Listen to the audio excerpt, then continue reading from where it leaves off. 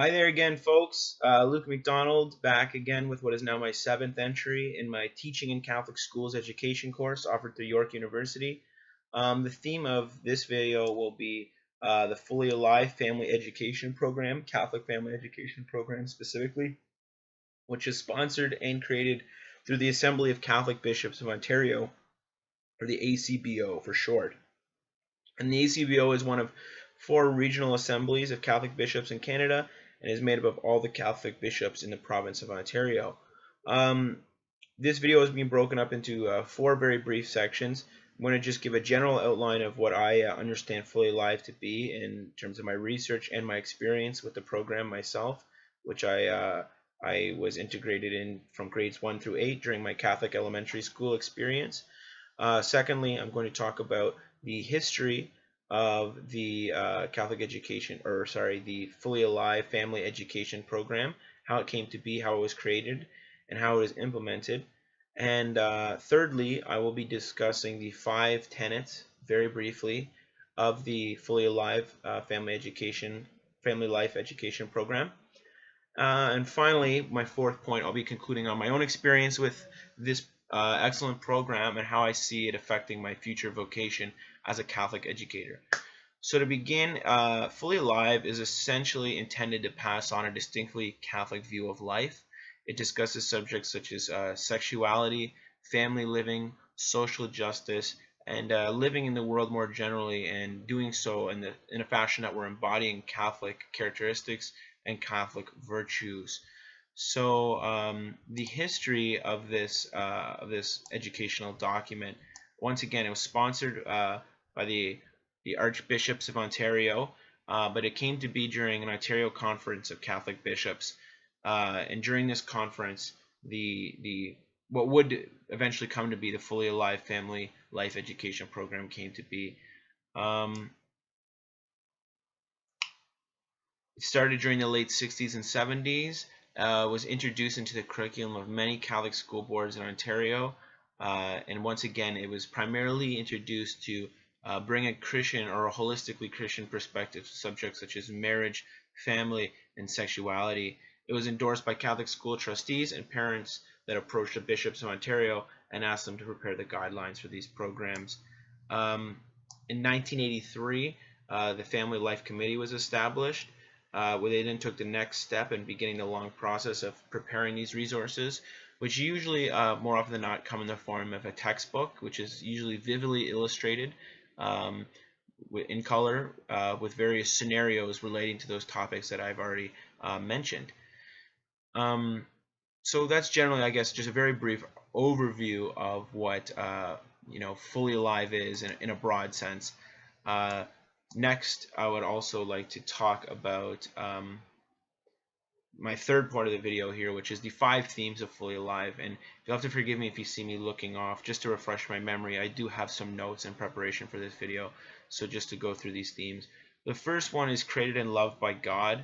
It's essentially looking at what it means to be a human in the Catholic sense, being part of God's creation, what it means to love and be loved, and the emotions and the myriad of experiences that we move through in our human life, working on the earth, cherishing God's message and living within it, and moving towards inevitable divinity with Him in heaven. The second theme that Fully Alive discusses extensively is living in relationship, because as mentioned, in the first theme, we're created in God's image, but there's many of us, right? We're not created in isolation. Humans interact with each other every single day, and we do so for the betterment of our life. So what Fully Alive teaches is, how to go about these interactions, how to go about them in a positive fashion, how to care for others, how to look after those less fortunate than us, how to treat one's mother and father, how to treat one's siblings, and such forth. Talks a lot about family life, and the quote here says, "There's no substitute for families. From the first moment of life when a parent cuddles a new baby, learning to live in relationship with others begins." So again, family life is at the center of Fully Alive.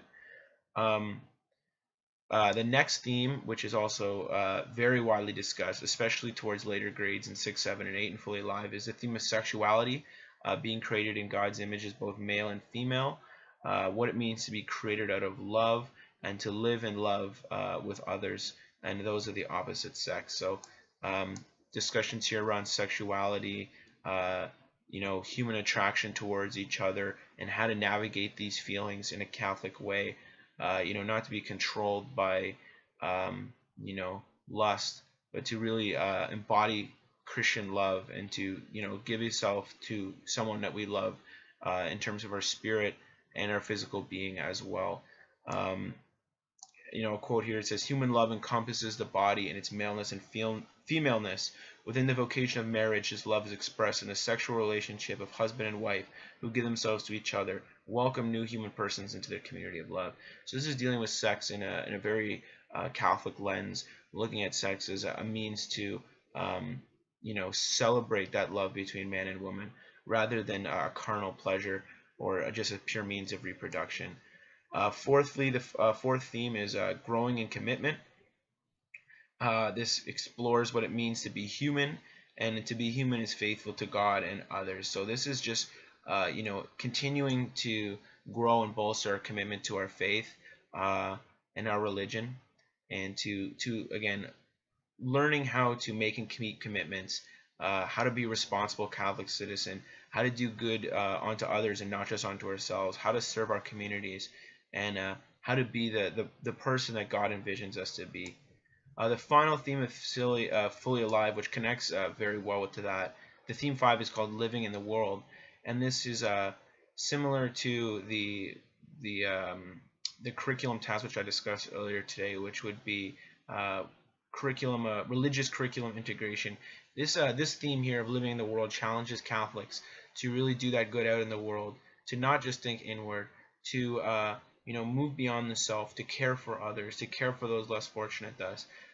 Start community initiatives, volunteer one's time, how to be a good friend, how to be a good neighbor to those in need, how to lend an ear, how to listen rather than speak. I think these are all aspects which are certainly touched on in the theme of living in the world. So this video is getting a little bit lengthy, so I'll wrap it up with my own personal experience of working with Fully Alive. One thing that really stuck with me from this program, and how I feel it's going to influence my future practice as a Catholic educator. So yeah, the one lesson that for whatever reason really stuck with me was, I believe it was probably around grade 6 that we looked at this in the Fully Alive textbook. And what the lesson essentially dealt with was choosing or being aware of, more rather, what kind of energy one brings into a room or space. And they had this vividly illustrated with two family settings with a divider down the middle, if you will. It seemed that in the beginning both families had a neutral mood before one family member, I think in one instance, both instances, it was the father entering the space, coming home from work.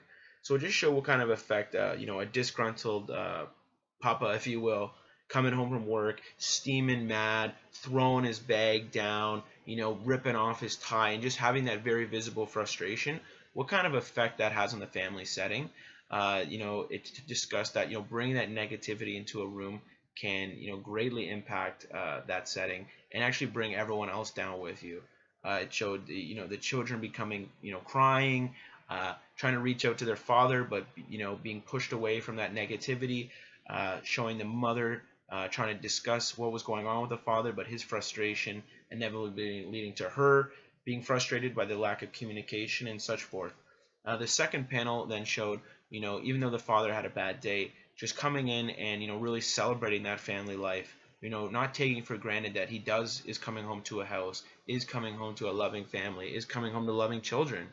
And, despite that he had a bad day at work, really cherishing that and, bring that positive energy into the space. So rather than, bring everyone down with him and bring them into that kind of frustrated and angry emotional state, the father in the second scenario actually lifted everyone up. He picked up his kids, had a good play with them, having a great laugh.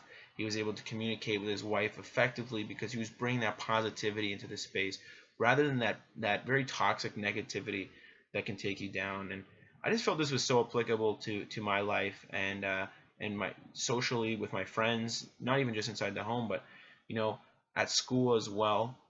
Just what it taught me was to really always try my best, despite what's really going on, internally, to do my best to be that positive person, to be that light, and to lift others up rather than bring them down. even when I may not be having a spectacular day. So that really stuck with me, that Fully Alive lesson. And I think it's because I had a really awesome teacher that really took the time to lay out those scenarios and meaningfully connect those images and passages in the Fully Alive textbook to our student experience. So that's the way I think it's going to affect my vocation. I'm going to do my best to use the Fully Alive textbooks and resources as an aid to my own teaching practice, but also bring my own energy and enthusiasm for Christian learning, living, and giving into each of those scenarios, and student inquiry as well, because while those resources are excellent, not everyone comes from a two-parent household, right? Those scenarios pictured a mother and a father, but what if there is only a mother or a father, single parent in that situation? Something we have to be aware of. So I guess in summation, my answer of how Fully Alive affect my vocation will be trying to integrate it meaningfully with my own teaching practice and interweaving it with my student inquiry to create a very holistic, meaningful, and fingers crossed, hopefully engaging learning experience for my students. I do apologize for the length of this video. I know it's getting about 11 minutes, so I'll wrap it up right now by saying, hope you have a great evening. Cheers, folks. Have a blessed day, and remember to stay fully alive. Pun intended, okay? Cheers, everyone. Bye-bye now.